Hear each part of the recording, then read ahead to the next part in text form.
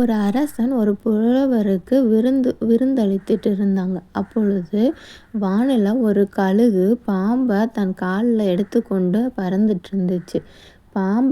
பாம்போட வாயிலிருந்து ஒரு துளி விஷம் அரசன் வைத்திருந்த உணவு பாத்திரத்தில் விழுந்துருச்சு. அதை அறியாம அரசன் அந்த உணவை புலவருக்கு கொடுத்துட்டாங்க. அது உண்ட மறுகணமே அந்த புலவர் இறந்து போனார். அரசன் துடித்து துடித்து போனான். அப்புறம் புலவரின் மரணம் அவரை ரொம்ப வேதனையில் ஆழ்த்தியது அரசரை.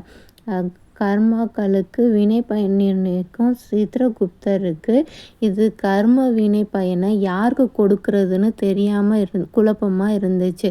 கழுகு இருக்கா, பாம்பு இருக்கா, இல்லை அரசனுக்கான்னு தெரியாமல் இருந்துச்சு. கழுகு பாம்பை தூக்கி கொண்டு சென்ற போது அது தவறில்லை. விஷம் இறந்து போன பாம்பிலிருந்து வழிந்தது. அது பாம்பினோட குற்றமும் இல்லை. அரசனுக்கோ உணவில் பாம்பின் விஷம் கலந்துருக்குன்னு தெரியாது. அது அவன் அறியாமலே நடந்துருச்சு. எனவே யாருக்கும் இந்த பாவம் போய் சேரும்னு சித்திரகுப்தருக்கு முடிவெடுக்க முடியலை. இதை பற்றி யமதர்மரிடம் கேட்போம் என்று தன் குழப்பத்தை கூறினார் சித்திரகுப்தர்.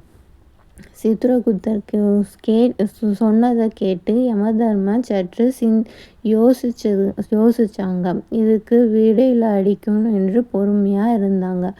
அப்புறம் கொஞ்ச நாள் கழித்து மற்றொரு புலவர் அரசன் உதவி நாடி வந்தார். அவர் அரண்மனைக்கு வழி தெரியாமல் சாலையோரம் வியாபாரம் செய்து கொண்டிருந்த ஒரு பெண்ணிடம் வழி கேட்டார்.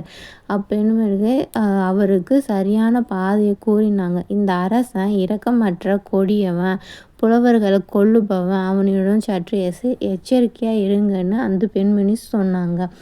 அப்படி அந்த பெண்மணி கூறினதுக்கப்புறம் சித்திரகுப்தருக்கு ஒரு தெளிவு வந்துச்சு. புலவரை கொன்ற கர்மாவின் வினை பயன் முழுவதும் இந்த பெண்மணிக்கு தான் சேரும்னு சொன்னாங்க. ஏன் இந்த முடிவு எடுத்தாருன்னு நீங்கள் கமெண்ட் பண்ணுங்கள். தேங்க்யூ. பாய்.